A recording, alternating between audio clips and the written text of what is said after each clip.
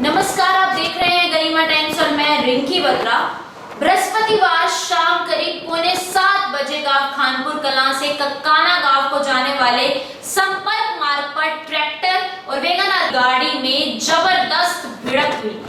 टक्कर लगने के बाद कार में आग लग गई, जिसमें तीनों ही जिंदा जल गए। आग की पलटें दूर से ही दिखाई दे रही थी। घटनास्थल के आसपास खेतों में काम कर रहे किसान भी गाड़ी की तरफ दौड़े, लेकिन तब तक आग काफी बढ़ चुकी। किसानों ने आग पर काबू पाने का प्रयास भी किया, लेकिन आग पर काबू नहीं पा सके।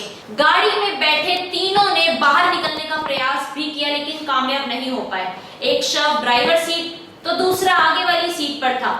इन दोनों के बीच में तीसरे व्यक्ति का शव पड़ा मिला। शव पूरी तरह से जलने के कारण ये भी पता नहीं हो पा रहा था कि आखिर कौन कहां बैठा था। सूचना के बाद दमकल केंद्र से गाड़ी घटनास्थल पर पहुंची और फायरमैन ने आग पर काबू पाया, लेकिन तब तक तीनों के शव पूरी तरह से जल चुके थे। शामड़ी निवासी कप्तान और राजू आपस में पड़ोसी हैं। दोनों ही खेती करते हैं। जानकारी के अनुसार दोनों ही किसी काम से कतूबगढ़ जा रहे थे, जिसके लिए उन्होंने टैक्सी हायर करने के लिए बजाना कला निवासी सुरेंद्र को फोन किया। सुरेंद्र अविवाहित था और पिछले कई दिनों से अपने ही घर में आया हुआ था। करीब 3 साल पहले ही उसने नई गाड़ी खरीदी थी। गुरुग्राम में अपनी गाड़ी को टैक्सी के रूप में चलाता था और वहीं रहता था।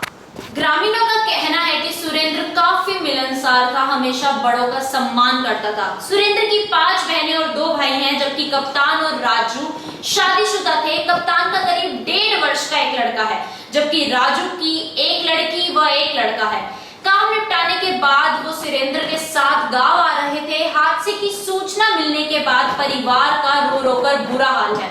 सूचना के बाद सदर थाना टोहाना के प्रभारी करमजीत टीम के साथ घटनास्थल पर पहुंच गए। वहीं दर्दनाक हादसे की सूचना के बाद शामरी और बजाना कला गांव में शोक की लहर दौड़ गई है।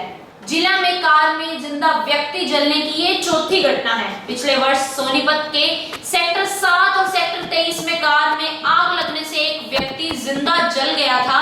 पिछले महीने ही लड़सोली गांव के पास कार में आग लग गई थी, जिसमें सवार एक व्यक्ति जिंदा जल गया था। ऐसी तमाम देश व प्रदेश की खबरों को जानने के लिए जुड़े रहिए गरिमा टाइम्स पेज के साथ और मैं रिंकी बत्रा।